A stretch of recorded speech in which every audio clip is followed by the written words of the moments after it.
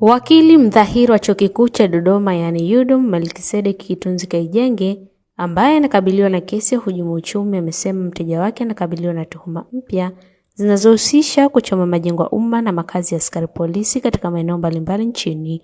Akizungumza jijini Dodoma Agosti 19, 2026 baada ya shauri hilo kuahirishwa, wakili Godfrey Wasonga amesema mteja wake anatuhumiwa kuwa na nia ya kuchoma majengo mbalimbali ya serikali ikiwemo shule, zahanati na mahakama. Kwa mujibu wa wakili huyo, tuhuma hizo pia zinahusisha madai ya kutaka kuchoma makazi ya askari polisi Tanzania nzima ikiwemo Zanzibar. Wakili Wasonga amesema suala hilo linahusishwa na vifungu vya sheria ya kuzuia ugaidi, huku hatua inayofuata ikiwa ni kufanyika kwa uchunguzi wa awali kabla ya shauri hilo kupelekwa Mahakama Kuu kwa ajili ya kusikilizwa. Kikao cha kesi kilichokuwa kimepangwa kufanyika Agosti 19 kiliahirishwa baada ya hakimu mkazi anasikiliza shauri hilo Zabibu Mpangulo kutokuwepo. Shauri hilo litajwa mbele ya hakimu Kombe na sasa limepangwa kutajwa tena Agosti 27, 2026 ambapo pande zote zinatarajiwa kuiarifu mahakama kuhusu hatua iliyofanyika katika shauri hilo.